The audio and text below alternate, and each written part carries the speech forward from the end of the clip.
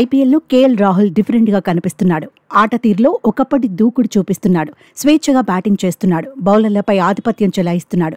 ఏ స్థానంలో అయినా బ్యాట్తో పంజా విసురుతున్నాడు. రాయల్ ఛాలెంజర్స్ బెంగళూరుతో మ్యాచ్లోనూ రఫ్ ఆడించాడు. పరిస్థితులను అర్థం చేసుకుని బ్యాటింగ్ చేశాడు. నిదానంగా మొదలుపెట్టి గేర్లు మార్చేశాడు. రాయల్ ఛాలెంజర్స్ బెంగళూరు బౌలర్లను చితక్కొట్టేశాడు. 53 బంతులు ఆడిన రాహుల్ 93 పరుగులతో నాటౌట్గా నిలిచాడు. 175.47 స్ట్రైక్ రేట్తో అదరుకొట్టేశాడు. అయితే ఎప్పుడూ కూల్గా ఉండే రాహుల్ ఢిల్లీ క్యాపిటల్స్ గెలిచిన తర్వాత మాత్రం అగ్రెసివ్గా సంబరాలు చేసుకున్నాడు. గతంలో ఎప్పుడూ లేని విధంగా కసితో రాహుల్ సంబరాలు చేసుకున్నట్టుగా కనిపించింది.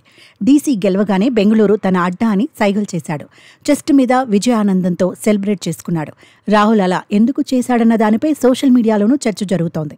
అయితే ఇదే అంశంపై స్వయంగా రాహుల్ స్పందించాడు. చిన్నస్వామి స్టేడియం తన హోమ్ గ్రౌండ్ అన్నాడు. కెరియర్లో ఎదిగింది బెంగళూరు నుంచేనన్నాడు. చిన్నస్వామి స్టేడియంలోని పరిస్థితులు తనకంటే ఇంకెవరికీ ఎక్కువగా తెలుస్తాయన్నాడు.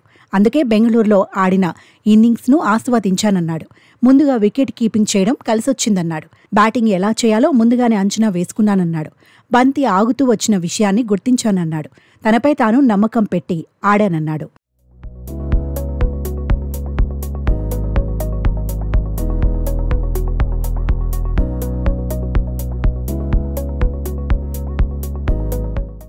నిజానికి రాహుల్ స్వస్థలం బెంగళూరు.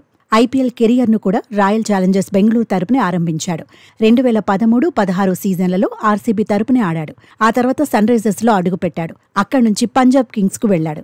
ఆ తర్వాత లక్నో సూపర్ జైంట్స్లో చేరాడు. 2022 నుంచి 2024 వరకు ఎల్ఎస్జీకి సేవలు అందించాడు. కెప్టెన్గా బాధ్యతలు చూసుకున్నాడు. ఈ ఏడాది ఎల్ఎస్జీని వదిలేశాడు. అయితే ఎల్ఎస్జీని వదిలినప్పుడు ఆర్సీబీతో చేరే అవకాశాలున్నాయని ప్రచారం జరిగింది. డూప్లెసిస్ను ఆర్సీబీ వదిలేయడంతో రాహుల్ను బెంగళూరు జట్టు తీసుకోవచ్చని కథనాలొచ్చాయి. కెప్టెన్సీ ఇస్తారని కూడా చర్చ జరిగింది.